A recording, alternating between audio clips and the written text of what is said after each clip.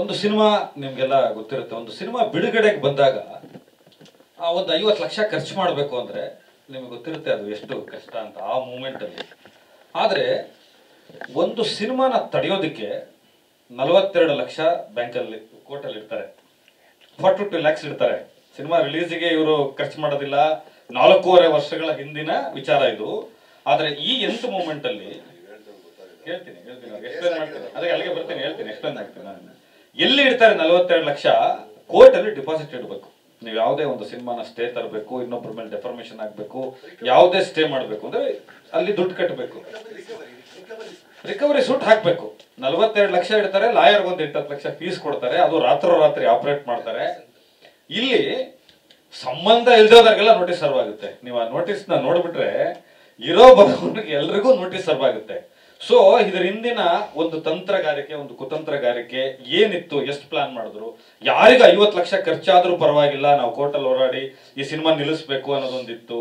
ಯಾರು ಆ ಇನ್ವೆಸ್ಟರ್ಗಳು, ಅದು ರಿಕವರಿ ಸೂಟು, ಇನ್ನೊಂದು ಮತ್ತೊಂದು ಅಂದ್ರೆ ಕೋರ್ಟ್ಗೆ ಹೋಗ್ಬೇಕು, ಲಾಯರ್ಗಳು ಫೀಸ್ ಕೊಡಬೇಕು, ದುಡ್ಡು ಕಟ್ಟಬೇಕಲ್ಲಿ, ಆ ಪ್ರೋಸೆಸ್ನ ಮಾಡ್ಲೇಬೇಕು ಅಂದ್ರೆ ಆ ದ್ವೇಷ ಎಷ್ಟು ದೊಡ್ಡದು ಅಂತ. ಎರಡನೇದು, ನಾನು ಯಾವಾಗ್ಲೂ ನಾಕ್ಷಕರ ಬಗ್ಗೆ ನಮ್ಮ ತಂಡಕ್ಕೆ ಹೇಳ್ತಾ ಇರ್ತೀನಿ, ಈ ಸಿನಿಮಾ ನಾವ್ಯಾರು ಡಿಸೈಡ್ ಮಾಡ್ತಾ ಇಲ್ಲ, ಇದನ್ನ ನೇಚರ್ ಡಿಸೈಡ್ ಮಾಡ್ತಾ ಇದೆ ಅನ್ನೋದಕ್ಕೆ ಒಂದು ಉದಾಹರಣೆ ಇದೆ.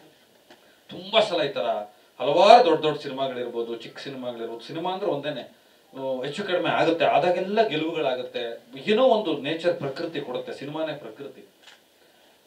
ಶಿಡ್ಲಘಟ್ಟದಲ್ಲಿ ಶೂಟ್ ಮಾಡುವಾಗ ಆ ರೋಲರ್ಸ್ಗೆ ಒಬ್ಬರದು ಕೈ ಹೋಗ್ಬಿಡ್ಬೇಕಾಗಿತ್ತು, ಏನು ಇಮಿಡಿಯೇಟ್ ಕರೆಂಟ್ ಹೋಯ್ತು, ಆ ಮಾರುಕಟ್ಟೆನ ಹೊಡೆದಾಕಿದ್ರು, ಚಿಕ್ಕದೊಂದು 6 ಬಿಲ್ಡಿಂಗ್ ಹೊಡೆದಾಕಿದ್ರು. ಸ್ವಿಟ್ಜರ್ಲ್ಯಾಂಡ್ ಅಲ್ಲೇ ನಾನು ನಾಕ್ಷೇಕರ್ ಅವ್ರಿಗೆ ಜ್ಞಾಪಿಸ್ತೀನಿ, ರಚಿತಾರಾಮ್ ಅವರು ಬೇರೆ ವೆಹಿಕಲ್ ಅಲ್ಲಿ ಬರೋರು, ನಮ್ದೆಲ್ಲ ಟೀಮ್ ಕಾನ್ವೆ ಬೇರೆ ಹೋಗೋದು. ಅಲ್ಲಿ ಶಕ್ತಿ ಅಂತ ಒಬ್ರು ಇರ್ತಾರೆ, ನಮ್ಮನ್ನ ಇಂಟರ್ನ್ಯಾಷನಲ್ ಟ್ರಿಪ್ ಮಾಡಿಸಿರ್ತಾರೆ, ಶೂಟಿಂಗ್ ನ ಮ್ಯಾನೇಜ್ ಮಾಡೋರು ಇರ್ತಾರೆ. ರಚಿತಾರಾಮ್ ಅವ್ರು ಕಳೆದೋಗ್ಬಿಟ್ಟಿದ್ರು, ಇಡೀ ಅರ್ಧ ದಿನ ಹುಡುಕದೇ ಆಗೋಯ್ತು. ಆ ಲೊಕೇಶನ್ ಅವ್ರು ಎಲ್ಲೋ ಮಿಸ್ ಆಗಿ ಹೋದ್ರಲ್ಲ, ಆ ಲೊಕೇಶನ್ ಹುಡುಕಿದ್ವಲ್ಲ, ಆ ಲೊಕೇಶನ್ ನ ರಚಿತಾರಾಮ್ನ ಹುಡುಕ್ತಾ ಹೋಗ್ತಾ ಸಿಕ್ಕಿದಂತ ಒಂದು ಲೊಕೇಶನ್ ನಾವು ಸಿನಿಮಾ ಲಿಸ್ಟ್ ಅಲ್ಲಿ ಹಾಕೊಂಡಿರಲಿಲ್ಲ, ನಾಕ್ಷೇಕರ್ ಅವ್ರು ಕೊಟ್ಟಿರಲಿಲ್ಲ. ಆ ಇಡೀ ಲೊಕೇಶನ್ ಅಲ್ಲಿ ಒಂದು ಸಾಂಗ್ ತೆಗೆದ್ರು ನಾಕ್ಷೇಕರ್, ಹುಡುಕಕ್ ಹೋಗಿ. ಏನಾಗಪ್ಪ ನೆನಪಿದ್ಯಾ? ನಾನು ಯಾವಾಗ್ಲೂ ಹೇಳ್ತಾ ಇದ್ದೆ, ಈ ಒಂದಿನ ರಾತ್ರಿ ಹೇಳ್ಬಿಟ್ರು, ಕಸ್ತೂರಿ ನಿವಾಸದಲ್ಲಿ ರಾಜಣ್ಣ ಅವ್ರು ಬಂದಂಗೆ ಬರ್ಬೇಕು ಅದೊಂದು ಶಾರ್ಟ್ ಅಂತ ಅಂದ.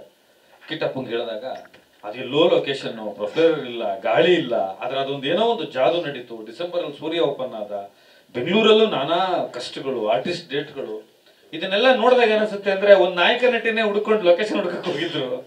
ನೇಚರ್ ಇಟ್ಟಂತ ಸಿನಿಮಾ ನನ್ನ ಪ್ರಕಾರ ನಗಪ್ಪ.